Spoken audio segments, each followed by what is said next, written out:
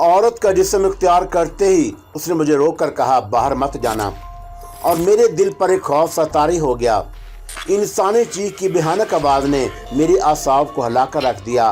ऊपर से एक मुर्दा और जिंदा होकर मर्तबान से निकल कर मेरे सामने आन खड़ी हुई। मैंने बोलना चाहा, लेकिन खौफ के मारे मेरा हल्क खुश्क हो गया और अब भीख वक्त कई इंसानों की चीखों की आवाज़ें बुलंद होने लगी थी और ये आवाज़ें ऐसे लग रहा था जैसे हमारी कोठरी की तरफ बढ़ रही हैं। मैं उस आसीबी कोठरी से बाहर निकल जाना चाहता था, मगर रोहिणी के साथ रहने पर मजबूर था। मैं नहीं चाहता था कि उस पर ज़ाहिर हो कि मैं खौफ महसूस कर रहा हूँ। हालांकि पहले मैंने कभी इतना खौफ महसूस नहीं किया था और पता नहीं इस वक्त मुझे ऐसा क्यों महसूस करने लगा था।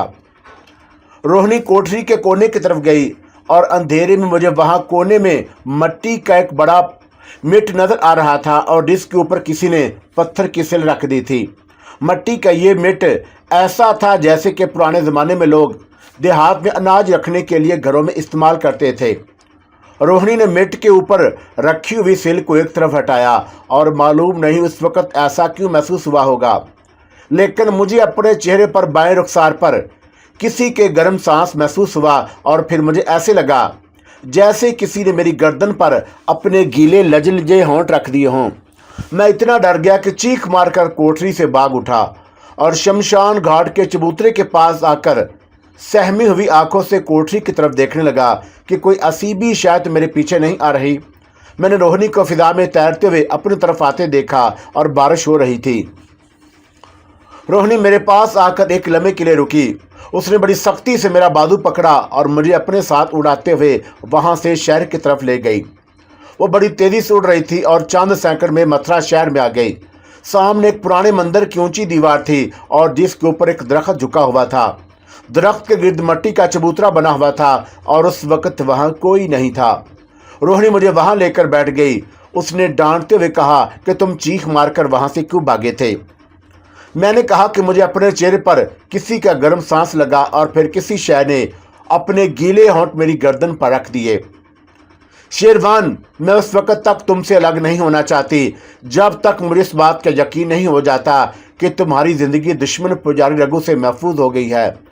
मेरी आत्मा को, मेरी रूह को निजात मिल गई है, लेकिन ऐसे लगता है कि तुम्हें ना तो अपनी जान अजीज है और ना ये चाहते हो कि मेरी रूह को मेरी दुश्मन रघु से निजात मिले। मैं शर्मिंदगी महसूस करने लगा कि वाकई मुझे ऐसा नहीं करना चाहिए था। रोहिणी ने मेरा हाथ अपने हाथ में ले लिया और बड़ी अज़ुर्दगी और मोहब्बत के साथ कहा, शेरवान, मैंने तुम्हारी इस बात को तस्लीम कर लिया है कि तुम मेरे खामद और मेरे महबूब शहजादे शेरवान का दूसरा जन्म नहीं बल्कि उसके हम शक्ल हो, लेकिन मुझे तो तुम्हारे रूप में अपना महबूब नजर आता है। मैं तो तुमसे उसी तरह मोहब्बत करती हूँ और तुम्हारी खैर ख्वाह हूँ जिस तरह मैं अपने खामद शेरवान से मोहब्बत करती थी और उसकी खैर ख्वाह थी। उसके अलावा तुम्हें बदरू रघु की दुश्मनी का सबूत भी मिल चुका है और तुम देख चुके हो कि वो तुम पर 3-4 बार कातिलाना हमला कर चुका है। तुम अच्छी तरह से जानते हो कि अगर तुम मुझसे अलग हो गए तो तुम्हारे लिए पुजारी रघु से अपनी जान बचानी मुश्किल हो जाएगी। फिर तुम क्यों मुझसे भागने की कोशिश करते हो? मैंने तुमसे भागने की कोशिश नहीं की थी। डरना एक कुदरती बात है और कभी कभी बहादुर से बहादुर आदमी भी डर जाता है। बस मुझ पर इंसानी कमजोरी गालिब आ गई और मैं डर गया। वादा करता हूँ कि आइंदा ऐसा नहीं करूँगा, मगर एक बात मैं तुम्हें ज़रूर बताना चाहता हूँ। मैंने ऐन उस वक्त अपने चेहरे पर किसी गैबी चीज़ का सांस और अपनी गर्दन पर उसके होंठों का लमस महसूस किया था जब तुमने कोठरी में मिट्टी के मट के ऊपर रखी हुई पत्थर की सिल हटाई थी। और मेरी इस बात पर रोहिणी ने चौंक कर मेरी तरफ देखा और फिर जैसे किसी गहरी सोच में डूब गई। मैंने उसके चेहरे पर तशवीश के आसार देखे तो उससे पूछा, क्या तुमने मिट्टी के मट में कुछ देखा था? शेरवान, उस मटके में कोई असीब जरूर था जो मेरे पत्थर के सिल हटाने से मटके में से तेजी से बाहर निकल गया। असेब? और मैंने हैरानी से पूछा। रोहिणी कहने लगी, हाँ असेब, ये वही असेब था जिसके सांस को तुमने अपने चेहरे और जिस्म के कराहत अमीज लजलजे होंठों को तुमने अपनी गर्दन पर महसूस किया। मैंने अपने दिल में कहा, लगता है कि एक और बला मेरे पीछे लग गई और खुदा ही मुझे इन बदरूहों और बलाओं से बचा सकता है। मैंने रोहिणी से कहा कि असेब का तुमने नाम क्यों लिया है और क्या असेब कोई दूसरी किस्म की बदरूह होती है? तुम उसे नहीं समझ सकोगे। तुम यही समझ लो कि असेब भी एक बदरू होती है, मगर उसमें और बदरू में यह फ़र्क होता है कि बदरू की सज़ा की मुद्दत लंबी हो जाए तो वह बदरू असेब में तब्दील हो जाती है। आसेब से बदरूहें भी घबराती हैं। आसेब को अपने कब्ज़े में करना बहुत मुश्किल होता है। आसेब को कब्ज़े में करने का एक ख़ास मंत्र होता है जिसको अग्नि मंत्र यानी आग का मंत्र कहते हैं। क्या तुम्हें वो मंत्र आता है?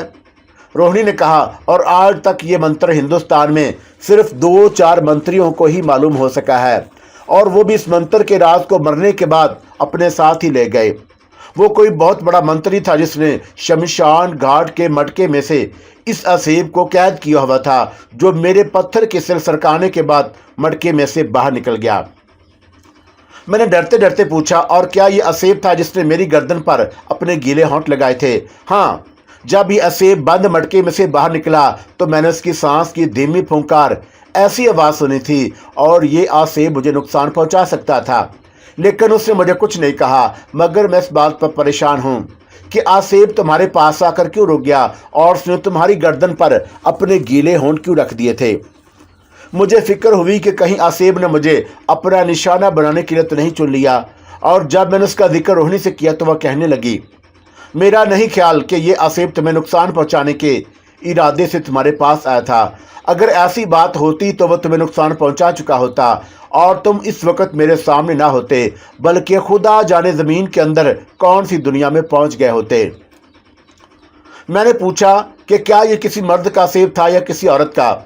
ये किसी नौजवान लड़की का असेब था। और मैंने दूसरा सवाल किया, तुम्हें कैसे पता चला कि यह किसी नौजवान लड़की का असेब था? हमें पता चल जाता है। कैसे पता चल जाता है? तुम नहीं समझ सकोगे। मैंने अपना खौफ दूर करने की गर्ज से पूछा, क्या ये असेब इस वक्त भी हमारे साथ है?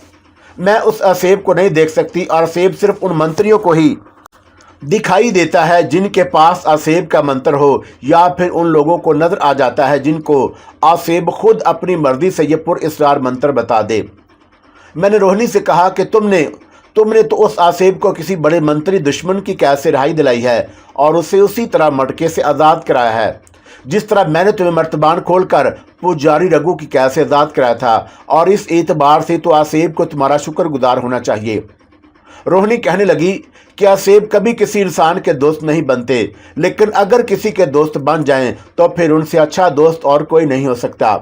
उस नौजवान लड़की के असेब ने तुम्हारी गर्दन को चूम लिया, इसका मतलब है कि उसको तुम पसंद आ गए हो, और उसने तुम्हें अपना दोस्त बना लिया। मैंने कहा कि इसका मतलब है कि उस लड़की का असेब मुझे किसी वक्त भी चिमट सकता है, और जिस आदमी को कोई असेब चिमट जाए उसका तो बुरा हश्र हो जाता है। रोहिणी मेरी तरफ देखकर मुस्कुराई और कहने लगी, इस नौजवान लड़की के असेब ने तुम्हें पसंद कर लिया और वह तुम्हारी दोस्त बन गई है, और उसका असेब तुम्हें कुछ नहीं कहेगा। तुम्हें परेशान होने की ज़रूरत नहीं। मैंने उस नौजवान लड़की के असेब में दिलचस्पी लेते हुए पूछा, अगर मैं उस लड़की के असेब को देख ही नहीं सकता तो फिर उसकी दोस्ती का मुझे क्या फ़ायदा? रोहिणी बोली कि शायद वो खुद कभी तुम्हें अपना आप दिखा दे, लेकिन क्या तुम्हें उसे देखने का बहुत शौक है? अगर ऐसी बात है तो यह ख्याल अपने दिल से निकाल दो। असेब की दोस्ती का अगर कुछ फ़ायदा होता है तो उसका नुकसान भी बहुत होता है। हकीकत यह है कि अब मुझे उस नौजवान लड़की के असेब से दिलचस्पी पैदा हो गई, और मेरे दिल से उसका खौफ दूर हो गया था। मगर रोहिणी की ये बात मैंने अपने पल्ले से बांध ली कि किसी असेब की दोस्ती अच्छी नहीं होती। मथुरा शहर के उस कदीम मंदिर के बाहर दरख्त के नीचे चबूतरे पर बैठे बातें करते हमें काफ़ी वक्त गुजर गया। मैं और रोहिणी अभी तक गैबी हालत में थे, और हमें कोई देख नहीं सकता था। जितनी देर तक मैं गायब रहता उतनी देर तक ना मुझे भूख लगती और ना प्यास, और जब गैबी हालत से जिंदा इंसानी हालत में वापस आता तो भूख और प्यास का एहसास भी मेरे दूसरे एहसासात के साथ वापस आ जाता था।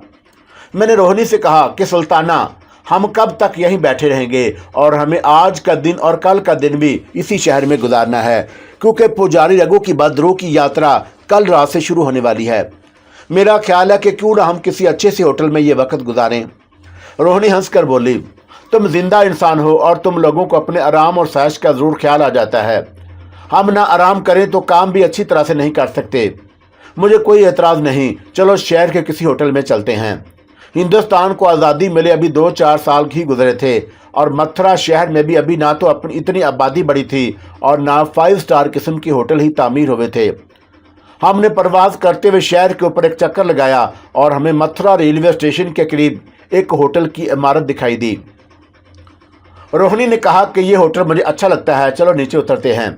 हम एक खाली जगह देखकर ज़मीन पर उतर आए और ज़मीन पर उतरने के बाद रोहिणी इंसानी शक्ल में वापस आ गई और मुझे भी इंसानी शक्ल में वापस ले आई। हम होटल के लॉबी में आ गए और उस ज़माने के मुताबिक ये काफ़ी मॉडर्न होटल था और ख़ास तौर पर ये गैर मुल्की सियाहों के आराम और आसाइश का ख्याल रखकर बनाया गया। हमने इस होटल में 2 साथ कमरे ले लिए और ज़िंदा हालत में वापस आने के बाद मुझे सख्त भूख लग रही थी और मैंने नीचे डाइनिंग हॉल में बैठकर खाना खाया और रोहिणी मेरे साथ ही थी। फिर अपने कमरे में जाकर अच्छी तरह से नहाकर ताज़ा दम हो गया। रोहिणी के पास हर वक्त इंडियन करेंसी के नोट मौजूद रहते और खुदा जाने वो गैर में से कहां से नए नए नोट मंगवा लेती। उसने कुछ नोट मुझे भी दे दिए और अपने पास रख लो, और इनकी किसी वक्त भी मुझे ज़रूरत पड़ सकती थी, और मैंने वो रात होटल में ही बसर की। दूसरे दिन शहर की सैर करते रहे और रोहिणी मुसलमान हो चुकी थी और उसे मंदिरों में जाने की ज़रूरत नहीं थी, और जब से वो मेरे साथ थी मैंने उसे कभी किसी मंदिर में किसी मूर्ति के आगे माथा टेकते नहीं देखा। रात को हम होटल में वापस आ गए और मैंने खाना खाया। हम होटल के डाइनिंग हॉल के कोने में बैठे थे। हम काफ़ी पी रहे थे और रोहिणी के साथ ऐसे लगता था कि वो जिंदा इंसान नहीं थी बल्कि अपनी बदरूह थी। उसे खाना पीने की हाजत नहीं थी, मगर वह जिस वक्त चाहती मेरे साथ खाना भी खा लेती और चाय भी पी लेती। उसको मैंने कभी नहाते भी नहीं देखा और वह हर वक्त ताज़ा दम रहती और जिस किस्म का चाहे लिबास पहन लेती। रोहिणी चौंका अपनी ज़िंदगी में मुसलमान हो चुकी थी और उसके बाद उसकी ज़िंदगी नेक अमाल के साथ बसर हुई थी, और वह सिर्फ एक संगीन गुनाह की पादाश में मरने के बाद बदरूह की शक्ल में सज़ा भुगत रही थी, और इसलिए वह बदरूहों के जुमला बड़ी खसलतों और आलूदगियों से महफूज थी, और मुझे उसके लिबास में से हमेशा एक तिलस्मी खुशबू सी आया करती। रोहिणी ने एक बार मुझे कहा था कि इंसान को अपने बुरे अमाल की सज़ा ज़रूर भुगतनी पड़ती है और कभी कभी ये सज़ा उसे दुनिया में ही मिल जाती है, लेकिन कभी ऐसा भी होता है कि उसे मरने के बाद ये सज़ा मिलती है, और मुझे भी मेरी मौत के बाद ये सज़ा मिली, मगर खुदा ने मुझे बख्श दिया है और मेरी सज़ा के दिन बहुत थोड़े रह गए हैं। अगर मैं दुश्मन पुजारी रघु के कब्जे में ना गई तो मेरी रूह को जल्द निजात मिल जाएगी और मैं बदरूह से दोबारा एक रूह की शक्ल इख्तियार कर लूँगी। ये तो बड़ी खुशी की बात है सुल्ताना, और मैंने खुश होकर कहा। लेकिन रोहिणी कहने लगी कि इसके लिए ज़रूरी है कि मैं पुजारी रघु की बदरूह से छुटकारा हासिल कर लूँ। अगर मैं ऐसा ना कर सकी और पुजारी रघु ने मुझे एक बार फिर कैद कर लिया तो फिर कोई पता नहीं कि मेरी कब निजात हो। मैंने इस सिलसिले में रोहिणी से पूछा, और ये बताओ कि आज रात को हमें क्या हिकमत अमली इख्तियार करनी होगी? क्या तुम अकेली शमशान घाट जाओगी या मुझे भी तुम्हारे साथ जाना होगा? रोहिणी ने कहा कि तुम्हारा मेरे साथ जाना बड़ा ज़रूरी है। अगर मुझे वहाँ कोई हादसा पेश आ गया तो कम अज़ कम तुम मुझे बचाने का कोई जतन, कोई अपाव तो कर सकोगे, और अगर मैं अकेली वहाँ गई और मुझे कुछ हो गया तो तुम्हें कुछ पता नहीं चल सकेगा कि मेरे साथ क्या हुआ। मैंने कहा ठीक है, और मैं तुम्हारे साथ जाऊँगा, लेकिन क्या हम पहले जाकर शमशान घाट में छुप कर पुजारी रघु की बदरूह का इंतज़ार करेंगे या आधी रात को उसके आने के बाद वहाँ जाएंगे? रोहिणी कहने लगी कि हम आधी रात से कुछ देर पहले वहां जाएंगे और किसी जगह छुपकर पुजारी रघु और उसकी राक्षसों का इंतजार करेंगे। मैंने कहा कि पुजारी रघु तो तुम्हें नजर नहीं आएगा और वह मुझे भी नजर नहीं आएगा, फिर हमें कैसे पता चलेगा कि वह शमशान घाट पहुंच गया? हमने दुल्हन की खोपड़ी की राख की दिया सलाई अपनी आंख में डाल रखी होगी और पुजारी रघु हमें नजर आ जाएगा, और अगर हम उसकी नजर आ गए तो फिर क्या होगा? मैंने सवाल किया। फिर जो होगा देखा जाएगा, और मैं इस किस्म की बातें सोच कर डरती रही तो मैं कभी पुजारी रघु पर फतेह हासिल नहीं कर सकूंगी और कभी मुझे मुक्ति नहीं मिलेगी। हम रात के 10 बजे के करीब होटल के डाइनिंग हॉल से उठकर कमरे में आ गए। हम बातें भी कर रहे थे और थोड़ी देर बाद दीवार पर लगे क्लाक को भी देख लेते, और जब क्लाक ने रात के पूरे 11 बजाए तो रोहिणी ने अपने बाजू के साथ बंधा हुआ वो तावीज़ उतारा और जिसमें दुल्हन की खोपड़ी की राख थी। उसने एक सलाई अपनी आंखों में लगा ली और एक सलाई मेरी दोनों आंखों में लगा दी। कमाल की बात हो गई, और सलाई की आंखों में फिरते ही मैं गायब हो गया और मैंने देखा तो रोहिणी भी गायब हो चुकी थी। मैंने पूरी तसल्ली के लिए से पूछ लिया, सुल्ताना, अगर इस हालत में पुजारी रघु ने तुम्हें देख लिया तो मुझे पहले ही बता दो कि मुझे क्या करना होगा, क्योंकि अगर रघु तुम्हें देख सकेगा तो मैं भी उसे नजर आ जाऊंगा। रोहिणी सोच में पड़ गई और वो इस मसले का कोई हल तलाश करने की कोशिश कर रही थी और मेरी तरफ देखकर बोली, मैं तो इंसान नहीं हूं और हो सकता है कि खोपड़ी की राख की वजह से मैं उसे नजर ना आऊं, लेकिन तुम इंसान हो सकता है कि तुम उसे नजर आ जाओ, और अगर ऐसा हो गया तो पुजारी रघु सबसे पहले तुम्हें उसी लम्हे हलाक कर देगा और मैं ये कभी नहीं होने दूंगी। तुम्हारा मेरे साथ जाना भी जरूरी है ताकि अगर मुझे कुछ हो जाए तो तुम मेरी मदद नहीं कर सकोगे तो कम से कम तुम्हें ये तो मालूम होगा कि मेरे साथ क्या गुजरी। इसके बाद हो सकता है कि मेरी सहेली मालिनी तुमसे राब्ता पैदा करे और तुमसे तमाम हालात मालूम करने के बाद मेरी मदद कर सके। तो फिर मुझे क्या करना चाहिए? रोहिणी को जैसे एकदम इस मसले का हल सूझ गया और कहने लगी, इसका एक ही हल हो सकता है और वो ये कि मैं तुम्हें छोटा सांप बनाकर अपनी कलाई में लपेट लूंगी, और अगर रघु पुजारी ने मुझे देख लिया और मुझ पर उसने वार कर दिया तो मैं उसी लम्हे तुम्हें नीचे गिरा दूंगी और तुम्हें वहां से निकल जाना। मैंने कहा कि मुझे सांप बनते हुए डर लगता है। रोहिणी कहने लगी, और मैं तुम्हें सिर्फ सांप ही बना सकती हूँ और कुछ और बनाना मेरी ताकत से बाहर है। मुझे अचानक मालिनी का बताया हुआ मंत्र याद आ गया और मैंने कहा, और क्यों न मैं तुम्हारी सहेली मालिनी का बताया हुआ मंत्र पढ़कर चमगादड़ बन जाऊं, और मैं पहले भी चमगादड़ बन चुका हूं और मुझे उससे कोई परेशानी नहीं हुई। रोहिणी ने कुछ सोचते हुए कहा कि मालिनी का बताया हुआ मंत्र बड़ा खतरनाक है और मैं तुम्हें यह मंत्र पढ़कर अपना रूप बदलने का मशवरा नहीं दूंगी, क्योंकि मुझे लगता है कि उस मंत्र के असर से तुम चमगादड़ के अलावा किसी दूसरे जानवर या दरिंदे के रूप में भी ज़ाहिर हो सकते हो, और तुम ख्वाम-खामी दरिंदे के रूप में ज़ाहिर होगे तो पुजारी रघु तुम्हें फौरन देख लेगा और सबसे पहले तुम पर वार करेगा। मगर वो मुझे सांप के रूप में भी तो देख सकता है। उस पर रोहिणी ने कहा, और मैं तुम्हें इतना छोटा सांप बनाऊंगी कि तुम मेरी कलाई के साथ लिपटे हुए से दिखाई नहीं दोगे। वो खामोश हो गई और मैं भी कुछ न बोला, और मेरे दिल में सिर्फ एक ही ख्याल था कि खुदा जाने मेरे साथ क्या होने वाला है। रोहिणी ने मेरे हाथ को अपने हाथों में ले लिया और वो जब भी मुझसे अपनी मोहब्बत का इजहार करती तो मेरा हाथ अपने हाथों में ले लेती। कहने लगी कि शेरवान, मुझे माफ़ कर देना, मेरी वजह से तुम एक बहुत बड़ी मुसीबत में फंस गए, मगर ये अब तुम्हारी ज़िंदगी और मौत का मसला भी बन गया है। अगर तुम मेरा साथ छोड़ देते हो या मैं तुम्हें छोड़ देती हूँ तो तुम हमारे दुश्मन पुजारी रघु के लिए एक बड़ा आसान शिकार बन जाओगे। वो जब और जहां चाहेगा तुम्हें इस तरह पकड़कर मसल डालेगा जिस तरह आदमी किसी मक्खी को पकड़कर मसल डालता है। इसमें तुम्हारी भी मौत होगी और मेरी भी, और एक तरह से दूसरी मौत होगी। वही बात थी कि मैं उसकी मजबूरी और वह मेरी मजबूरी बन चुकी थी, और मुझे ये कहना ही पड़ा कि तुम मुझे जो मशवरा दोगी मैं उस पर अमल करूंगा। मैं तुम्हें सांप के रूप में अपने साथ ले जाऊंगी और मैं तुम्हें अपने गिरबान के अंदर छुपा कर भी ले जा सकती हूँ, मगर छुपा कर ले जाने से वो मकसद फौत हो जाएगा जिसके लिए मैं तुम्हें साथ ले जाऊंगी, क्योंकि तुम मेरे गिरबान के अंदर छुपे हुए देख नहीं सकोगे कि मेरे साथ क्या हादसा पेश आया है, और मैं अपने दुश्मन को नजर आ जाने की सूरत में तुम्हें इतनी जल्दी अपने गिरबान से निकाल कर फेंक नहीं सकूंगी जितनी जल्दी और राजदारी से मैं तुम्हें अपने कलाई से नीचे गिरा सकती हूँ। और इसलिए ये मेरी मजबूरी है शेरवान, मेरे महबूब।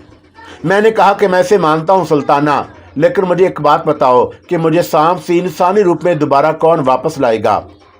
रोहिणी कहने लगी कि अगर मुझे पुजारी रघु ने अपने कब्जे में कर लिया तो उसकी खबर मेरी सहेली मालिनी को जरूर हो जाएगी और वो खुद तुमसे राब्ता पैदा करेगी और फिर वही तुम्हें सांप की शक्ल से वापस इंसानी शक्ल में लाएगी। लेकिन अगर किसी वजह से मालिनी को पुजारी रघु के हाथों मेरे पकड़े जाने की खबर मिलने में देर लग गई तो तुम ऐसा करना कि यहाँ से जयपुर के वीरान महल में जाना, और जहाँ आधी रात को मेरे बचपन की सहेली दुर्गा की बदरू आती है और दुर्गा को सारा वाकया बयान करना, और वह तुम्हारी इंसानी रूप में वापस ले आएगी। लेकिन मैं तो बोल नहीं सकूंगा और मैं तो सांप हूँगा, और फिर उसे अपनी कहानी कैसे सुनाऊंगा और उसे किस तरह बताऊंगा कि मैं कौन हूँ? रोहिणी ने इसके जवाब में कहा, जयपुर के वीरान महल की बदरू दुर्गा तुम्हें देखते समझ जाएगी कि तुम कौन हो और तुम्हें कुछ बताने की जरूरत ही पेश नहीं आएगी। इस तमाम लंबी बहस के मबास का नतीजा ये निकला कि मैं इंसान से सांप बनने और रोहिणी मुझे सांप बनाने पर तैयार हो गई। उसने मुझे अपने पलंग पर बिठा लिया और मंत्र पढ़ने लगी तो मैंने उसे रोक कर कहा, ये बताओ सुल्ताना कि क्या मैं इंसानी आवाज़ सुन और समझ सकूंगा, और क्या मैं भी इंसानों की तरह बोल सकूंगा? रोहिणी ने नफ़ी में सर हिलाते हुए कहा, नहीं, तुम खुद इंसानों की तरह बोल नहीं सकोगे, लेकिन इंसान को दुनिया की हर जुबान बोलते हुए समझ सकोगे कि ये कौन सी जुबान में क्या कह रहा है। मैंने कहा कि इंसान सांप का दुश्मन है और मुझे किसी ने भी देख लिया तो वो मुझे मारने के लिए पत्थर और डंडा लेकर मुझ पर हमला जरूर करेगा, और अगर किसी का पत्थर या डंडा मुझे लग गया तो क्या मैं मर जाऊंगा? रोहिणी कहने लगी कि अगर तुम किसी इंसान के हाथों मारे गए या किसी के जूतों तले आकर कुचले गए तो तुम मरोगे नहीं बल्कि गायब हो जाओगे, और उसके बाद 1 घंटे में या 1 दिन गुजर जाने के बाद तुम किसी भी जगह दोबारा नमूदार हो जाओगे। दोबारा मैं सांप के रूप में ज़ाहिर होऊंगा या अपनी इंसानी शक्ल में। इस बारे में मैं यकीन से कुछ नहीं कह सकती, और तुम इंसान के रूप में भी दोबारा ज़ाहिर हो सकते हो और सांप की शक्ल में भी ज़ाहिर हो सकते हो। मैं दिल में इस मनहूस घड़ी को कोसने लगा जब मैंने रोहतगढ़ के किले में रोहिणी की आत्मा को मर्तबान में से आज़ाद किया था, मगर अब मेरे कोसने या ना कोसने से कोई फ़र्क नहीं पड़ता। इसीलिए दानिशमंद लोगों का कहना है कि इंसान को हर कदम सोच समझकर उठाना चाहिए। जिस शय से उसका कोई तलक वास्ता ना हो उसमें दखल नहीं देना चाहिए और खामोशी से आगे गुजर जाना चाहिए। क्या तुम तैयार हो? तैयार हूँ, और मैंने सख्त बेजारी के आलम में जवाब दिया। रोहिणी और मैं दोनों गैबी हालत में थे, मगर एक दूसरे को नजर आ रहे थे। उसने आंखें बंद कर लीं और मेरी जून बदलने का खास मंत्र पढ़ना शुरू कर दिया। मैंने डर के मारे अपनी आंखें बंद कर रखी थी, और इसलिए कि मैं अपने आप को सांप की जून बदलते नहीं देख सकता था। ये बड़ा दहशत तारी कर देने वाली बात थी, और 3-4 मिनट तक रोहिणी मंत्र का जाप करती रही, और जब उसने मंत्र पढ़ना बंद किया तो मुझे ऐसे लगा कि जैसे किसी ने पीछे से मुझे आहिस्ता से धक्का दे दिया हो, और फिर भी मैंने आंखें बंद कर रखी। रोहिणी की आवाज़ आई, शेरवान आंखें खोल कर देखो। या अल्लाह खैर, और मैंने अपने दिल में कहा और आंखें खोल दी। मुझे अपना जिस्म दिखाई ना दिया और मैंने रोहिणी से पूछा, मैं कहाँ हूँ? रोहिणी ने अपनी मुट्ठी मेरे सामने खोल दी और बोली, ये देखो। मैंने देखा कि रोहिणी की हथेली पर कमरे के बल्ब की रोशनी में एक बालशित बर का खाकस्तरी रंग का सांप गर्दन उठाए अपना छोटा सा पन खोले बैठा था, और मैंने दहशत ज़दा होकर रोहिणी से पूछा, क्या ये मैं हूँ? हाँ, ये तुम ही हो, और तुम ही मुझसे बात कर रहे हो। लेकिन अगर मैं सांप बन चुका हूँ तो इंसानों की ज़ुबान में कैसे बात कर सकता हूँ? तुम सांपों की ज़ुबान में ही बात कर रहे हो, लेकिन मैं अपनी बदरूहों वाली शक्ति की मदद से तुम्हारी सांपों की ज़ुबान को यहाँ के इंसानों की उर्दू ज़ुबान में तब्दील करके सुन रही हूँ, और तुम भी उसी ज़ुबान में अपनी आवाज़ सुन रहे हो। उसने मुझे अपनी कलाई के गिर्द लपेट लिया और कहा, मेरी कलाई से चिमटे रहना शेरवान। अगर शमशान घाट पर मैं आंखों में डाली दुल्हन की खोपड़ी की राख की वजह से पुजारी रघु को नजर ना आई तो मौका पाकर अपने एक आतशनाक मंजर से उसे जलाकर भस्म करने की कोशिश करूंगी। लेकिन अगर मैं उसे नजर आ गई और उसने मुझ पर वार कर दिया तो मैं सबसे पहला ये काम करूंगी कि वहीं अपनी कलाई से तुम्हें नीचे लटका दूंगी। तुम जमीन पर गिरते ही फौरन वहां से जितनी दूर भाग सको भाग जाना, और मेरे साथ जो होगा मैं उसे खुद ही संभाल लूंगी।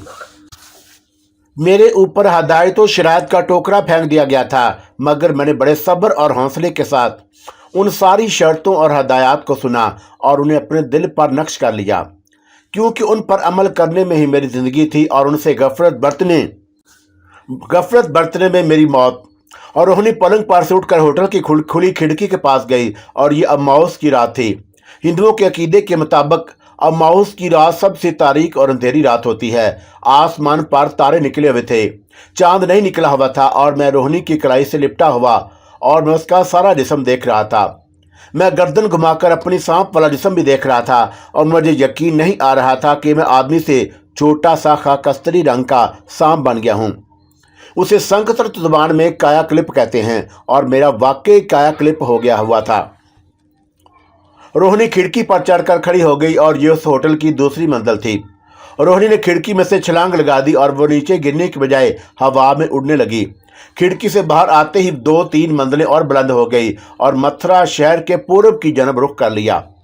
मैंने नीचे देखा, और नीचे रात की तारीकी में शहर की रोशनियां सितारों की तरह झलमला रही थीं।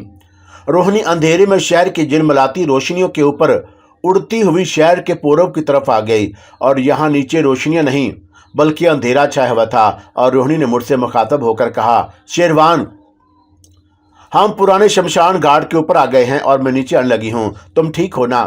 अभी तक मैं बिल्कुल ठीक हूँ। रोहिणी ने बुलंदी कम करनी शुरू कर दी और वह शमशान घाट से कुछ फासले पर दरख्तों के झुंड के पास उतर गई और कहने लगी, पुजारी रघु की बदरू अगर आधी रात को शमशान घाट की यात्रा को आएगी तो उसके आने का वक्त हो गया है। और किसी जगह छुप कर उसका इंतजार करते हैं, और मैं शमशान घाट के चबूतरे की तरफ बढ़ रही हूँ।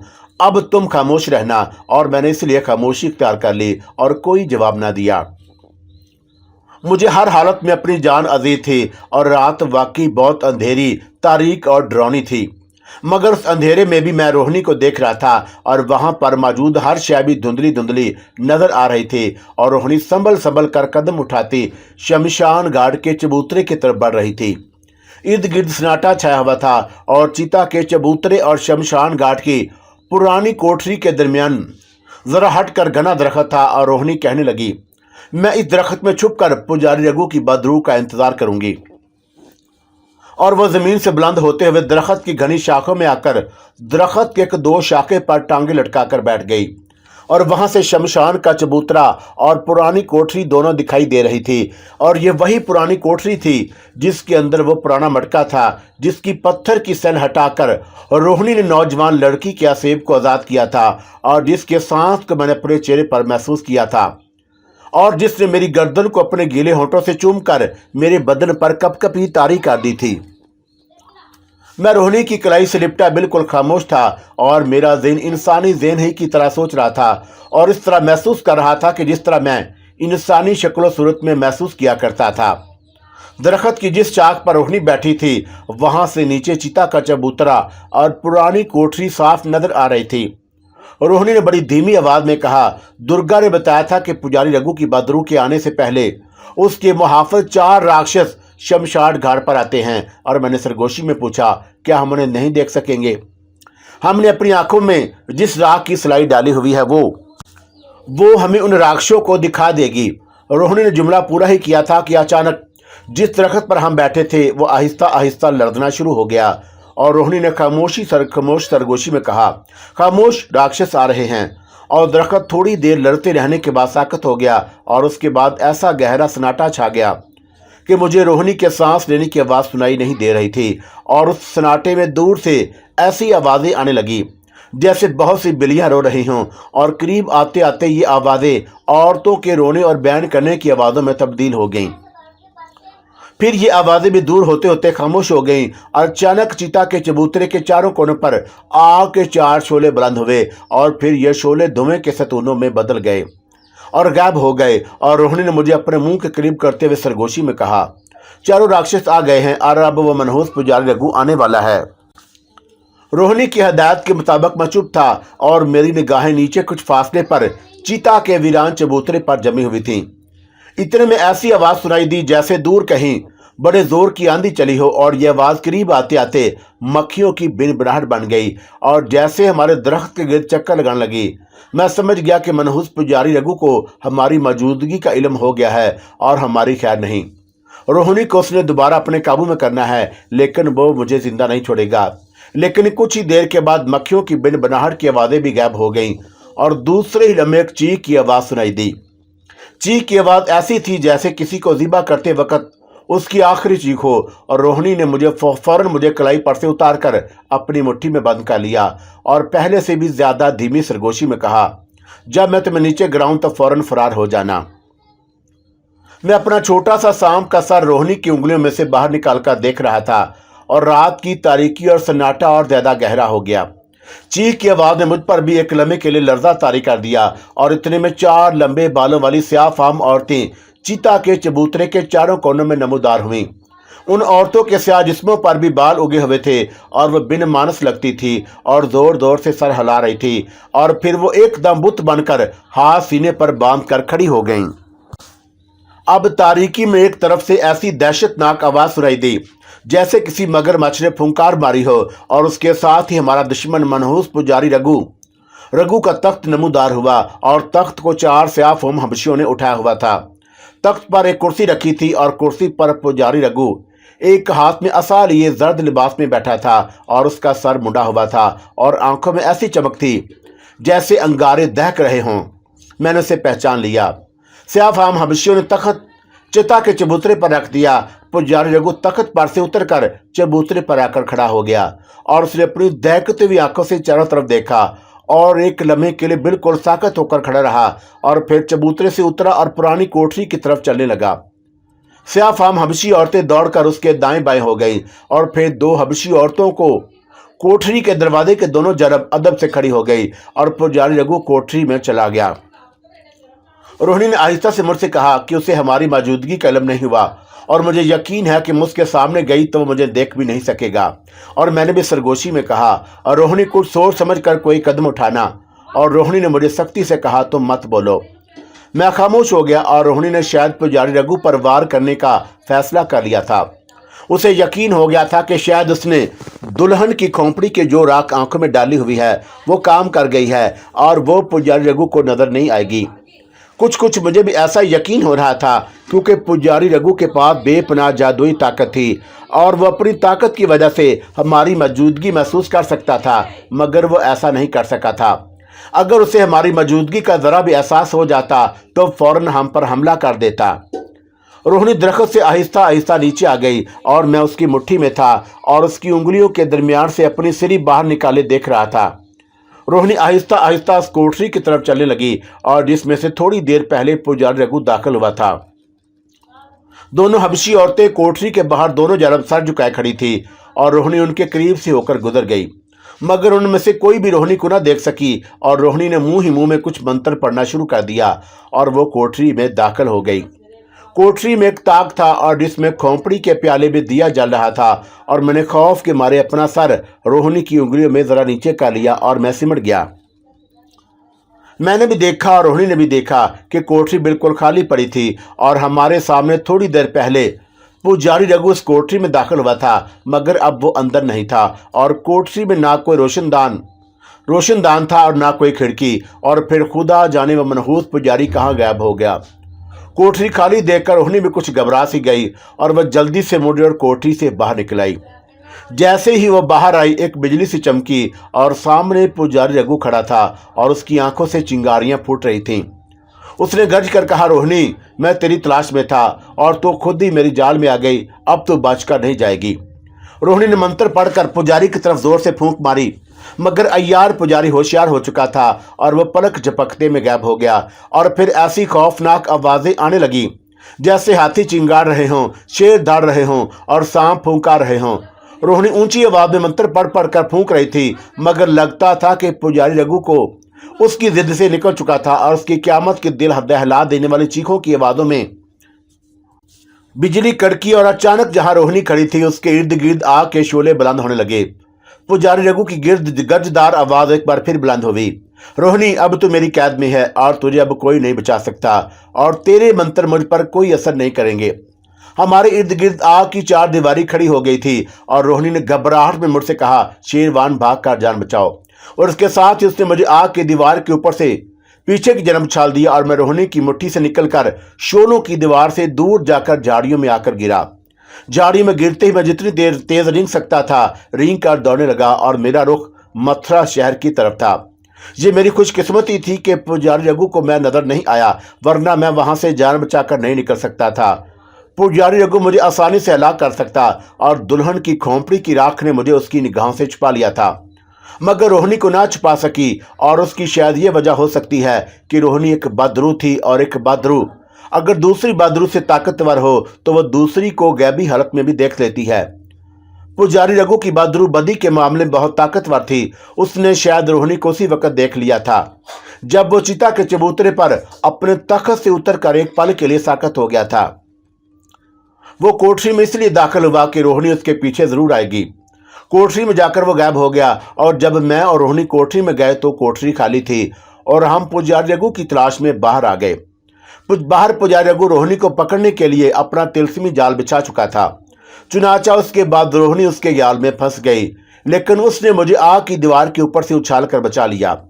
इस वक्त मुझे ख्याल आया कि अगर मैं रोहिणी की हिदायत पर अमल ना करता और मालिनी बदरू का 4 लफ्जी आतिशी मंत्र पढ़कर गायब होता तो खुदा जाने मैं किसी हाथी या लूमड़ के रूप में ज़ाहिर हो जाता और दोनों सूरतों में मेरी आग की 4 दीवारी में से जान बचाकर निकलना मुश्किल बल्कि नामुमकिन था, क्योंकि आग की ये दीवार 10 फुट चौड़ी थी और उसकी तपश इतनी थी कि दूर ही से आदमी जल जाए और मुझे रोहिणी के पकड़े जाने का अफसोस था। मगर इस वक्त मुझे अपनी जान की फिक्र पड़ी हुई थी और रोहिणी ने कहा था कि अगर ऐसी सूरत हाल पैदा हो जाए तो तुम मेरी फिक्र ना करना और जान बचाकर सीधा जयपुर के वीरान किले में पहुंचना। वहां आधी रात के बाद दुर्गा की बदरू आएगी और उसे बताना कि पुजारी रघु ने रोहिणी को अपने कब्जे में कर लिया है और उससे गिन गिन कर बदले लेगा और ऐसी जगह दफन कर देगा जहां से शायद वो क़यामत तक बाहर ना निकल सके। अब मुझे मथुरा शहर से जयपुर जाना था और मेरी कुछ समझ में नहीं आ रहा था।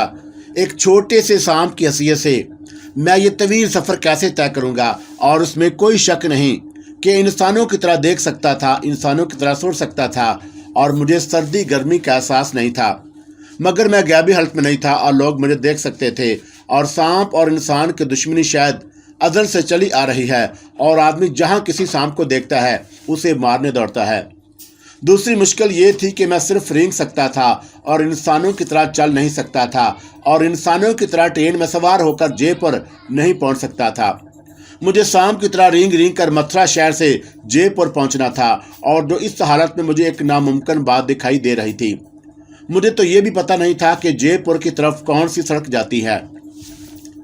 अगर मुझे सड़क का इल्म हो भी जाता, एक छोटे से सांप के लिए इतने लंबे सफ़र में कदम कदम पर मौत का खौफ मौजूद था। इस इलाके में बंदर आम थे और रास्ते में जंगल भी पड़ते थे और अगर जंगल में किसी बंदर की मुझ पर नज़र पड़ गई तो वो मेरी तिक्का बोटी कर सकता है। रास्ते में गांव भी आते थे और किसी आदमी की नज़र मुझ पर पड़ गई तो वो सांप का शोर मचा देगा।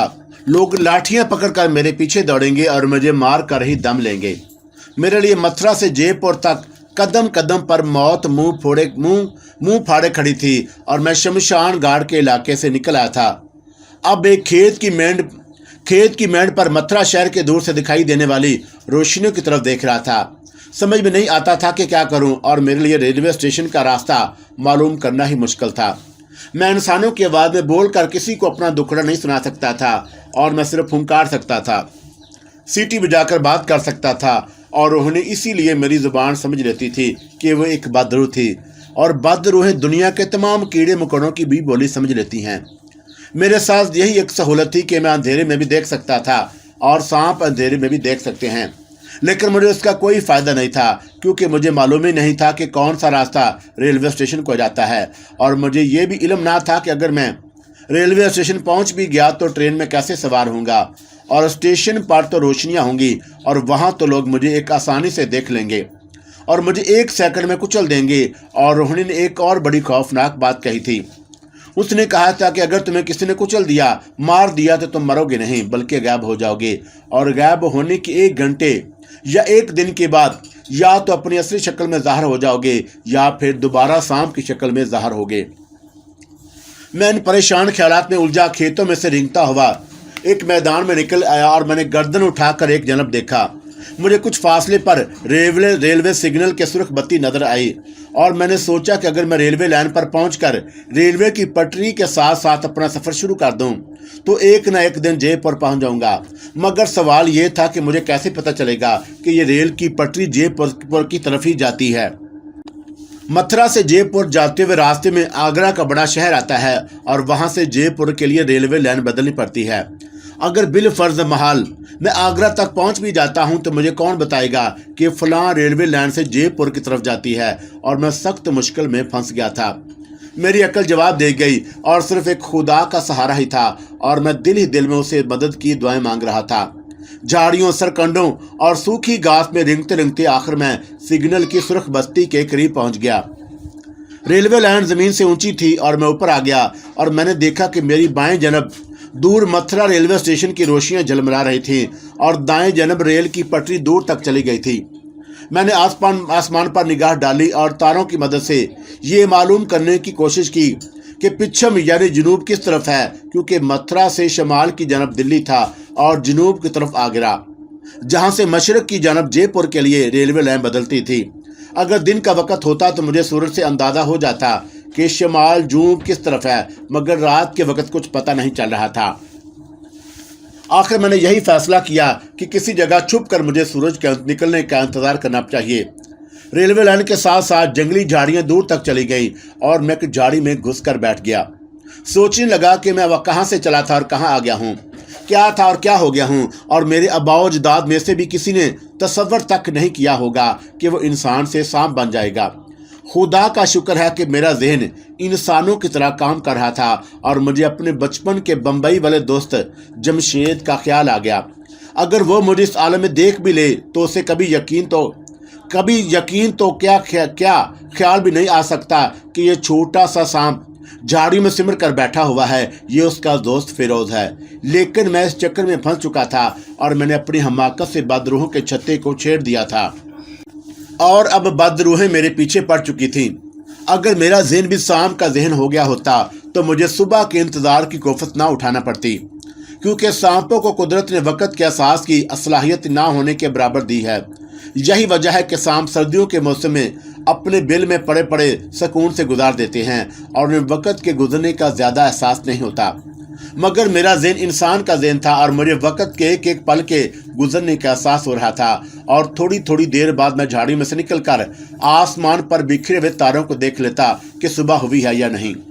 एक बार मैं आसमान को देखने झाड़ी से बाहर निकला तो मैंने देखा कि सिग्नल की बत्ती जो पहले सुर्ख थी अब सब्ज हो गई है, और इसका मतलब था कि स्टेशन की तरफ से कोई ट्रेन आने वाली थी। मैं यूं ही ट्रेन देखने के लिए वहीं बैठ गया और थोड़ी देर के बाद दूर से इंजन की सीटी की आवाज़ सुनाई दी। मैंने स्टेशन की तरफ निगाहें उठाकर देखा और इंजन की हेडलाइट की रोशनी नजर आई जो आहिस्ता आहिस्ता करीब होती जा रही थी, और फिर इंजन की छक छक की आवाज़ भी आने लगी।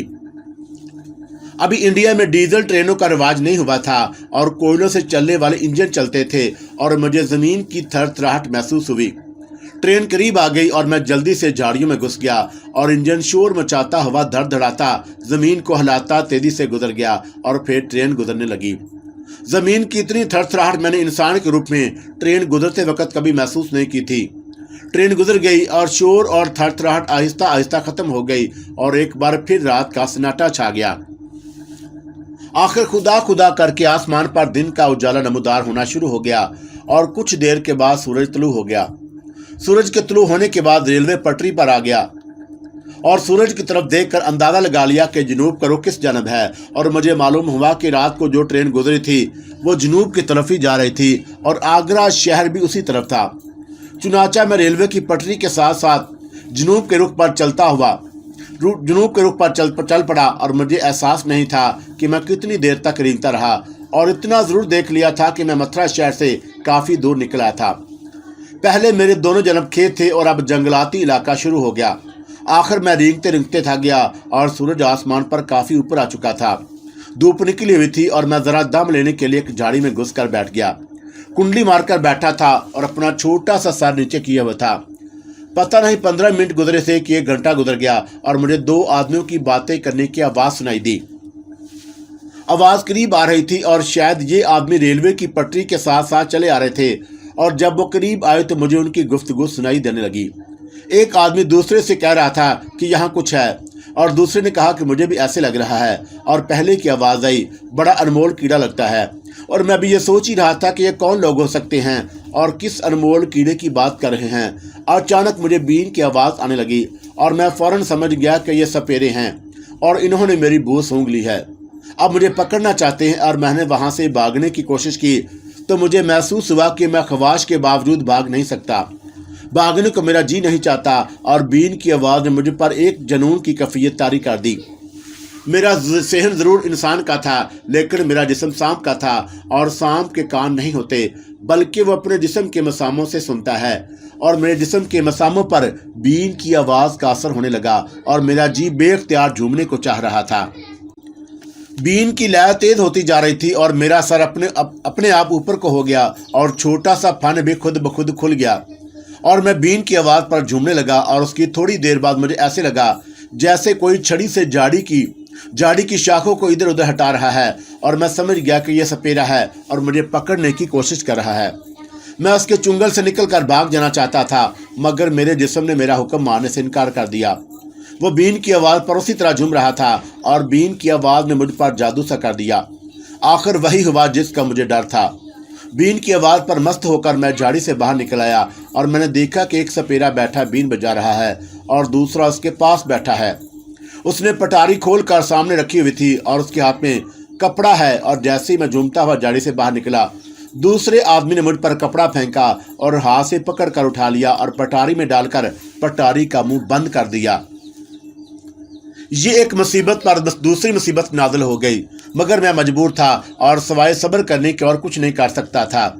पटारी के अंदर गिरते मुझे महसूस हुआ कि पटारी में पहले से एक सांप मौजूद है और पटारी में गुप्त अंधेरा था, मगर मैं उस अंधेरे में एक नस्वारी रंग के सांप को देख रहा था और उसने गर्दन उठाकर आहिस्ता से फुंकार मारी और सांपों की ज़बान में पहला सवाल यही किया, तुम कौन हो? और मैंने सांपों की ज़बान में ही कहा, तुम देख रहे हो कि मैं भी एक सांप हूँ। नस्वारी सांप ने कहा, तुम सांप नहीं हो। मैंने पूछा, अगर सांप नहीं हूं तो फिर मैं क्या हूं?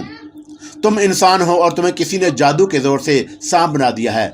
और मैंने कहा, अगर तुम्हें पता चल ही गया है तो मेरे भाई, मैं वाकई सांप नहीं हूं, इंसान हूं और एक जादूगर ने मुझ पर जादू करके मुझे सांप बना दिया है।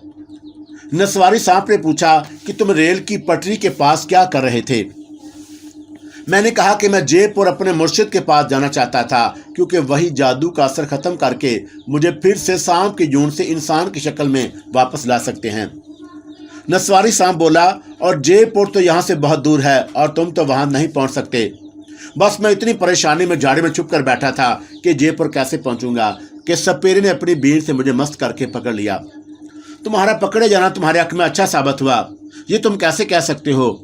ये मैं इसलिए कह रहा हूँ कि ये सपेरे जयपुर ही जा रहे हैं। और नस्वारी सांप की जुबान से ये सुनकर मैं खुश हो गया और अब मुझे यकीन हो गया था कि मैं वीरान महल में दुर्गा की बहादुर से मुलाकात कर सकूंगा और वो अपने जादू के जोर से मुझे सांप से दोबारा इंसानी शक्ल में वापस ले आएगी। उम्मीद की जो शमा मेरे दिल में बुझ चुकी थी वो फिर से रोशन हो गई और मैंने नस्वारी सांप से कहा, लेकिन दोस्त, जयपुर पहुंचकर मैं इस पटारी से कैसे बाहर निकलूंगा? और ये सपेरे तो मुझे कभी आज़ाद नहीं करेंगे और ये तो कह रहा है कि हमें बड़ा अनमोल सांप मिल गया है। नस्वारी सांप कहने लगा, इसकी तुम फिक्र ना करो। एक इंसान दूसरे इंसान के काम ना आए, चाहे ना आए, लेकिन एक सांप दूसरे सांप की जरूर मदद करता है। मैं तुम्हारी मदद करूंगा और तुम्हें जयपुर पहुंचने के बाद किसी न किसी तरह पटारी से बाहर निकाल दूंगा। सपेरे ने मुझे पटारी में बंद करने के बाद पटारी थैले में डालकर थैला कंधे से लटका लिया और मुझे महसूस हो रहा था कि सपेरा पैदल चला जा रहा है। नस्वारी सांप ने उन दोनों को बातें करते कहीं सुन लिया था कि वो जयपुर जा रहे हैं और जहां कोई मेला था और उन सपेरों ने वहां सांप का तमाशा दिखाना था। काफ़ी देर तक चलते रहने के बाद सपेरे शायद किसी स्टेशन पर आ गए, क्योंकि मुझे वहां किसी शंट करते इंजन की आवाज़ सुनाई दी और यहां से दोनों सपेरे ट्रेन में सवार हो गए और ट्रेन का सफ़र शुरू हो गया। रास्ते में उन्होंने कहीं से गाड़ी बदली और मुझे इस कलम नहीं, क्योंकि मैं पटारी में बंद था। और नस्वारी सांप सारा रास्ता मुझसे पूछता रहा कि वो जादूगर कौन था और कहाँ रहता था जिसने मुझे इंसान से सांप बना दिया। और मैंने उसे इससे ज़्यादा कुछ ना बताया कि वो कोई सपेरा ही लगता था और मैंने उसके एक सांप को मार डाला था। उसने गुस्से में आकर मुझे इंसान से सांप बनाकर छोड़ दिया कि जा, अब सारी जिंदगी तू सांप बना रहेगा। आखिर हम लोग जयपुर पहुंच गए और दोनों सपेरे एक जगह आ गए जहां मेला लगा हुआ था और मेले के शोर-गुल और बच्चों और गुब्बारे बेचने वालों की आवाज़ें मुझे पटारी में सुनाई दी। नस्वारी सांप ने मुझसे कहा कि यहाँ ये सपेरे तमाशा दिखाएंगे और तुम मौका पाकर भाग जाना, और ये लोग 1000 बीन बजाएं, तुम हरगिज हरगिज ना रुकना। मैंने कहा, मगर मैं क्या करूं? और मुझ पर बीन का बहुत ज़्यादा और बड़ी जल्दी ही असर हो जाता है। और नस्वारी सांप एक लम्हा खामोश रहने के बाद बोला, फिर तुम्हें रात के वक्त जब सपेरे सो रहे होंगे फरार होना चाहिए। दिन भर सपेरे मेले में घूम फिर कर सांप का तमाशा दिखाते हैं और उन्होंने मुझे पटारी से सिर्फ 1-2 बार ही बाहर निकाला और सपेरे ने मुझे पकड़े ही रखा और ज़मीन पर ना छोड़ा। खुद आ जाने क्यों मैं उसे अनमोल सांप लगा था और उसे खतरा था कि कहीं मैं भाग ना जाऊं। रात हो गई और सपेरे एक जगह सो गए। बाहर की आवाज़ें खामोश हो गईं और मैंने नस्वारी सांप से कहा, मेरा ख्याल है कि रात हो गई है। नस्वारी सांप ने कहा कि सपेरों की नींद जरा और गहरी हो जाए और फिर तुम्हें बाहर निकालूंगा। जब नस्वारी सांप को यकीन हो गया कि सपेरे अब गहरी नींद सो रहे हैं तो उसने कहा, मेरे साथ मिलकर जोर लगाओ। हमने अपना सर पटारी के ढक्कन के अंदर की जानब लगाए और उसे ऊपर की तरफ धकेलना शुरू कर दिया। थोड़ी सी कोशिश के बाद पटारी का ढक्कन एक तरफ से थोड़ा सा उठ गया और नस्वारी सांप मुझसे बड़ा था और उसने अपना सर अंदर डालकर ढकने को और ज्यादा उठा दिया और बोला, जाओ बाहर निकल जाओ। मैं टेढ़े ढकने में से रींग कर निकल आया और पटारी कपड़े से थैले में बंद थी। पटारी से निकलकर मैं कपड़े के थैले में से रेंग कर बाहर आ गया और बाहर आकर मैंने देखा कि आसमान पर तारे निकले हुए थे और सपेरे एक झील के किनारे दरख्त के नीचे सो रहे थे। मैं छोटे साइज का था और बड़ी तेजी के साथ उनके करीब से निकलकर झील के किनारे किनारे रेंगने लगा। मुझे जयपुर के वीरान महल में पहुंचना था। अगरचा मेरा ज़हन इंसान का था, मगर मेरे अंदर सांप की तमाम खसूसियात पैदा हो चुकी थी। मसलन मैं अंधेरे में देख सकता था और बहुत दूर से किसी बू या नमी को महसूस कर लेता। और सांप में एक और ख़ास बात भी होती है कि कदीम तारीखी इमारतों के खंडरों की बू बहुत पसंद करता है और इन खंडरों और पुराने किलों की बू उसे कई मील से आ जाती है। मैं झील के साथ साथ रेंगता चला जा रहा था और अचानक मुझे हवा के झोंके के साथ किसी वीरान किले के खंडर की नमदार बू महसूस हुई। मुझे यकीन नहीं था कि दुर्गा बदरू वाले वीरान महल की ही बदबू है, लेकिन मैंने बू का ताक़ब शुरू कर दिया कि वहां चलकर मालूम हो जाएगा कि वही वीरान महल है या कोई और। रात का वक्त था और ये शहर के बाहर का इलाका था। हर तरफ खामोशी और अंधेरा था। शहर की रोशनियां बाएं जन्म काफ़ी फासले पर थीं। पुराने महल के खंडर की बू मुझे एक वीरान महल के पास ले आई।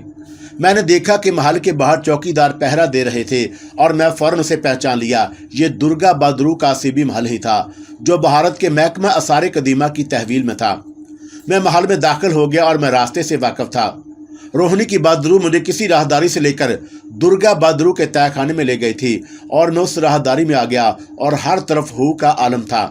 न आदमजात और वीरान किले के अंदर उस वीरान महल की खामोशी से वैसे ही खौफ महसूस होता था। और मुझे मालूम था कि दुर्गा की बदरू आधी रात को वहां आया करती थी और मेरा ख्याल था कि अभी आधी रात नहीं हुई। लेकिन मैंने सोच लिया था कि अगर रात आधी से ज़्यादा गुजर चुकी और दुर्गा बदरू वहां आकर जा भी चुकी होगी तो मैं वहीं छुपकर दूसरी रात का इंतज़ार करूंगा। अब मेरी निजात दुर्गा बदरू के पास ही थी और उसमें कोई शक नहीं कि मुझे बदरू मालिनी का बताया हुआ 4 लफ्ज़ों का मंत्र याद था और जिसको पढ़कर मैं सांप से इंसान के रूप में आ सकता था। मगर इसमें खतरा सिर्फ इस बात का था कि इंसान की बजाय मैं किसी दूसरे जानवर, दरिंदे या दोबारा किसी बड़े सांप के रूप में भी ज़ाहिर हो सकता था। और मालिनी के सामने जब मैं मंत्र पढ़कर चमगादड़ के रूप में आया था तो मालिनी बदरू मेरे सामने बैठी थी और मेरी निगरानी कर रही थी और वह चाहती थी कि मैं चमगादड़ के रूप में ज़ाहिर हूँ। लेकिन अब मैं अकेला था और रोहिणी ने भी मुझे इस मंत्र के खतरनाक नज़ारे से आगाह कर दिया था। ये मंत्र तो मैं सिर्फ उस वक़्त ही पढ़ सकता था जब मेरे सामने कोई दूसरा रास्ता ना हो। मैं रास्ता तलाश करते करते आखिर वीरान महल के उस तहखाने में आ गया जहाँ दुर्गा की बदरू उस रोज़ ज़ाहिर हुई थी और तहखाने में मौत की खामोशी छाई हुई थी। गुप्त अंधेरा था मगर सांप होने की वजह से मुझे अंधेरे में भी दिखाई दे रहा था। मुहराबी सतूनों के दरमियान जहां उस रोज दुर्गा की बदरू ज़ाहिर हुई थी अंधेरे के सिवा कुछ भी नहीं था और मैं तहखाने के कोंडे में कुंडली मारकर बैठा बड़ी गौर से मुहराबी सतूनों की तरफ देख रहा था कि शायद वहां दुर्गा की बदरू नमूदार हो जाए। कुछ ही देर के बाद मुझे अजीब सी डरावनी आवाज़ सुनाई दी और मैं चौकन्ना हो गया। डरावनी आवाज़ दूर से करीब आती महसूस हुई और ये किसी औरत की आवाज़ थी और ऐसे महसूस होता था जैसे कोई उस औरत को आग में जिंदा जला रहा है। और फिर एक खौफनाक चीख बुलंद हुई और मैं अपनी जगह पर बैठे बैठे कांप गया। चीख की आवाज़ खामोश हो गई लेकिन उसकी बात गश्त देर तक सुनाई देती रही और एक बार फिर सन्नाटा छा गया। अचानक मुहराबी सतूनों के दरमियान धुएं का एक सतून नमूदार हुआ और मैं उसे देखने लगा। धुएं के सतून ने एक औरत की शक्ल इख्तियार कर ली और मैंने उसे पहचान लिया। ये दुर्गा की बदरू थी। उसने अपनी बैठी हुई डरावनी आवाज़ में मुझसे मुखातब होकर कहा, मैं जानती हूँ कि तुम यहाँ किस लिए आए हो मगर मैं तुम्हारी कोई मदद नहीं कर सकती। मैंने सांप की आवाज़ में कहा, दुर्गा अपने भगवान के लिए मेरी मदद करो, मैं अजीब मुसीबत में मुब्तला हो गया हूँ। और रोहिणी को पुजारी रघु पकड़ कर ले गया और मुझे कुछ मालूम नहीं कि वो कहाँ है। दुर्गा की बदरू ने कहा, मैं जानती हूँ कि वो कहाँ है मगर मैं तुम्हारी कोई मदद नहीं कर सकती।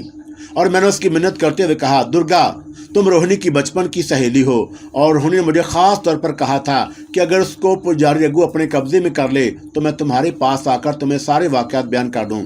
उसने कहा था कि तुम ही मेरी और उसकी मदद कर सकती हो। दुर्गा की बदरू बोली, रोहिणी पूरी बदरू नहीं और अगर वो पूरी बदरू होती तो उसे पुजारी रघु की तिलस्मी ताकत का ज़रूर अंदाज़ा हो जाता, मगर वो पुजारी रघु की ताकत से वाकिफ नहीं और मैं रोहिणी की भी कोई मदद नहीं कर सकती। میں نے کہا کہ اگر تم روہنی کی مدد نہیں کر سکتی تو کم از کم مجھے اس عذاب سے نجات دلاؤ اور مجھے سانپ سے دوبارہ انسانی شکل میں لے آؤ، اور اس کے بعد میں خود روہنی کی تلاش کا کوئی راستہ نکال لوں گا۔ درگا کی بہادر نے سخت لہجے میں کہا، تم بار بار یہ بات نہ دہراؤ، اور میں نے تمہیں کہہ دیا ہے کہ تمہاری مدد کرنا میری طاقت سے باہر ہے۔ میں پریشان ہو گیا کیونکہ اگر درگا بہادر میری مدد نہیں کر سکتی تو پھر کوئی میری مدد نہیں کر سکتا، اور میں نے اسے کہا، درگا پھر میں کیا کروں، اور میں ساری زندگی سانپ بن کر زندگی نہیں گزار سکتا۔ تمہارے پاس مالنی کا دیا ہوا 4 لفظوں کا منتر ہے، اور وہ پڑھو تو تم سانپ نہیں رہو گے، لیکن اس میں یہ خطرہ بھی ہے کہ میں نہ جانے کس روپ میں ظاہر ہو جاؤں گا، اور ایسا بھی ہو سکتا ہے کہ میں بالکل ہی غائب ہو جاؤں اور دوبارہ کبھی اپنی انسانی شکل میں واپس نہ آ سکوں۔ درگا بہادر نے جواب دیا، اور یہ خطرہ بہت زیادہ ہے۔ درگا کی بہادر خاموش ہو گئی اور میں بھی خاموش ہو گیا، اور کچھ سمجھ میں نہیں آ رہا تھا کہ کیا کروں اور کس سے مدد طلب کروں۔ چند لمحوں کی خاموشی کے بعد درگا کی بہادر نے کہا، اور میں تمہیں آخری بات کہتی ہوں۔ وہ کیا؟ اور میں نے بے تابی سے پوچھا۔ میرے محل کی چھت پر ایک بارہ دری ہے، اور اس بارہ دری میں بیٹھ کر اپنا فن کھولو اور مالنی کے بتائے ہوئے اگنی منتر کو دل میں دوبارہ پڑھو، اور اپنے آپ کو قسمت کے حوالے کر دو۔ جو تمہاری قسمت میں ہے تمہیں مل جائے گا، اور جاؤ، تمہارے لیے دوسرا کوئی راستہ نہیں۔ اتنا کہہ کر درگا کی بہادر ایک بھیانک چیخ کی آواز کے ساتھ دھوئیں کے ستون میں تبدیل ہو گئی، اور پھر یہ ستون بھی غائب ہو گیا۔ یہ بہادر مجھے ایک زبردست کشمکش میں چھوڑ گئی۔ اگر میں مالنی بہادر کا اگنی منتر پڑھتا ہوں اور اپنی شکل میں ظاہر نہ ہوا تو خدا جانے کس روپ میں ظاہر ہوں۔ اگر اگنی منتر پڑھنے کا خطرہ مول نہیں لیتا ہوں تو پھر ساری زندگی مجھے سانپ بن کر ہی رہنا ہوگا۔ اور ویران محل کے تہہ خانے میں کنڈلی مار کر بیٹھا دیر تک سوچتا رہا کہ میں کیا کروں اور کیا نہ کروں۔ اس وقت مجھے محسوس ہوا کہ میں دنیا میں اکیلا اور بے یار و مددگار رہ گیا ہوں، اور روہنی جو میری ہمدرد تھی اور ہر مشکل وقت میں میرے کام آتی تھی، اور وہ بھی میرا ساتھ چھوڑ گئی۔ مالنی بہادر کا مجھے ایک جملہ یاد آ رہا تھا۔ اس نے کہا تھا کہ میرے 4 لفظی اگنی منتر پڑھنے کے بعد تمہارے چمگادڑ سے انسان کی شکل میں واپس آنے کا صرف 1% امکان ہوگا، اور مجھے اس خرافاتی اگنی منتر سے خوف آنے لگا تھا، لیکن ایسے لگتا تھا کہ مجھے یہ خطرہ مول لینا ہی پڑے گا۔ اور سوچ کر جب میں کسی نتیجے پر نہ پہنچا تو میں نے تنگ آ کر اگنی منتر پڑھنے کا فیصلہ کر لیا۔ میری حالت اس شخص کی سی تھی اور جس سے رات کی تاریکی میں پہاڑ کی چوٹی سے نیچے گرایا جا رہا ہو، اور اگر درمیان میں گرا تو بچ گیا، اور اگر پتھروں پر گرا تو چکنا چور ہو گیا۔ میں نے دل میں خدا کو یاد کیا اور تہہ خانے میں سے نکل کر بڑے کمرے میں آ گیا۔ یہاں سے ایک زینہ ویران محل کی چھت کو جاتا تھا، اور میں نے آہستہ آہستہ رینگتے ہوئے زینہ طے کیا اور محل کی چھت پر آ گیا۔ محل کی چھت سنسان پڑی تھی، رات تاریک تھی، اور آسمان پر ستارے ایسے ٹمٹما رہے تھے جیسے بجھنے ہی والے ہوں۔ اور میں نے چھت پر ایک نگاہ ڈالی۔ چھت کے وسط میں مجھے ایک چھوٹی سی بارہ دری نظر آئی، اور یہی وہ بارہ دری تھی جہاں بیٹھ کر مجھے درگا بہادر کی ہدایت کے مطابق اگنی منتر پڑھنا تھا۔ اس بارہ دری میں میری زندگی بھی تھی اور میری موت بھی، اور میں بارہ دری کی طرف رینگنے لگا، اور بارہ دری کے پاس آ کر رک گیا، اور ایک بار سوچنے لگا کہ واپس چلا جاؤں، یا پھر خیال آیا کہ یہ بھی تو ہو سکتا ہے کہ میں اپنی اصلی شکل میں واپس آ جاؤں۔ میرے دل کو تھوڑا سا حوصلہ ہوا اور میں بارہ دری پر چڑھ گیا۔ بارہ دری کا فرش اکھڑا ہوا تھا، اور میں فرش کے درمیان کنڈلی مار کر بیٹھ گیا، لیکن ابھی میں نے اگنی منتر پڑھنے کے لیے اپنا فن نہیں کھولا تھا، اور میرے اندر سے کوئی چیز مجھے اگنی منتر پڑھنے سے بار بار روک رہی تھی، اور میرا دماغ مجھے بار بار کہہ رہا تھا، فیروز تمہارے سامنے یہی ایک دروازہ کھلا ہے اور باقی تمام راستے بند ہو چکے ہیں۔ تمہیں آج نہیں تو کل نہیں تو 1 سال بعد، 10 سال بعد ادھر ادھر سے گھوم پھر کر پھر اسی دروازے کے پاس آنا ہے، اور زندگی میں تم نے بڑے بڑے داؤ لگائے ہیں، اور یہ بھی داؤ لگا کر دیکھو، ہو سکتا ہے کہ تم جیت جاؤ۔ اور مجھے یقین ہو گیا کہ سوچنے کا وقت گزر چکا ہے۔ میں نے فوراً اپنا سانپ والا فن کھول دیا اور دل میں اگنی منتر کو 2 دفعہ پڑھ ڈالا۔ اس لمحے جو حالت ہوئی اسے بیان کرنے کے لیے میرے پاس الفاظ نہیں۔ میری آنکھیں کھلی تھی، اور سانپ کی آنکھیں کھلی رہتی ہیں کیونکہ اس کے پپوٹے نہیں ہوتے، اور وہ اپنی آنکھیں نہ تو جھپک سکتا ہے اور نہ بند کر سکتا ہے۔ میری آنکھیں کھلی تھی، اور مگر مجھے نظر آنا آہستہ آہستہ بند ہو رہا تھا، اور پھر اچانک میری آنکھوں کے آگے اندھیرا چھا گیا، جیسے میری آنکھوں کے آگے سیاہ پردہ گرا دیا گیا ہو، اور مجھے ایسے لگا جیسے میرے ارد گرد تیز آندھیاں چل رہی ہوں، اور شور و گل اور چیخو پکار کی آوازیں آنے لگی۔ میرا دل کانپ رہا تھا، اور میں نے بارہ دری سے بھاگنا چاہا، مگر مجھ پر ہولناک انکشاف ہوا کہ میں ایک دم پتھر کا ہو گیا ہوں، اور میرا جسم اتنا بھاری ہو گیا تھا کہ کوشش کے باوجود मैं अपनी जगह से ज़रा भी हरकत ना कर सका और फिर ऐसे लगा जैसे वीरान महल की बारादरी मुझे साथ लेकर नीचे ही नीचे ज़मीन के अंदर चली जा रही हो और मेरे चारों तरफ अंधेरा और तारीकी ही तारीकी थी। मेरे कानों में शां शां की आवाज़ें गूंज रही थी और जैसे मेरे आस पास तूफ़ानी आंधियाँ चल रही हों। मुझे बाकायदा महसूस हो रहा था कि मैं अभी तक सांप की शक्ल सूरत में ही हूँ और अभी मेरी काया क्लिप नहीं हुई और अभी मुझसे कोई तब्दीली नहीं आई। लेकिन मेरी छठी हिस्स मुझे आगाह कर रही थी कि मेरे साथ कुछ होने वाला है, कुछ हो रहा है और मेरे चारों तरफ अंधेरा था और मैं अंधेरे में देख सकता था, मगर ये अंधेरों का अंधेरा था, मुझे कुछ दिखाई नहीं दे रहा था। फिर ऐसा हुआ कि मुझे सुनाई देना भी बंद हो गया और अब मुझे ना कुछ नज़र आ रहा था और ना सुनाई दे रहा था। मैं जैसे अंधेरों और सन्नाटों के खिलाफ में मुअल्लक हो गया और मेरी सिर्फ सोचने की कुव्वत अभी बाकी थी। मैं सोच रहा था कि मेरे साथ ये सब कुछ क्या हो रहा है और फिर मेरी सोचने की ताकत भी जवाब देने लगी और मेरे ज़हन पर बेहोशी सी तारी हो गई। मैंने बड़ी कोशिश की और बड़ी मदाफत की, बड़ी मज़ाहमत की और अपनी सारी कुव्वत इरादी सिर्फ कर दी, मगर मेरे ज़हन मेरे सोचने की अहलियत ने मेरा साथ छोड़ना शुरू कर दिया। मुझ पर पहले गनूदगी सी तारी हुई और फिर गनूदगी का एहसास भी ख़त्म हो गया और शायद मेरी मौत वाक़या हो गई थी। लेकिन मौत को महसूस करने के लिए भी एक एहसास की ज़रूरत होती है और मेरा ये एहसास भी ख़त्म हो चुका था और शायद मौत से भी कुछ आगे की कैफियत थी। शायद मैं मौत से भी आगे निकल गया था और ये कैफियत मुझ पर कब तक तारी रही, मैं उस हालत में कब तक रहा और मुझे कुछ मालूम नहीं।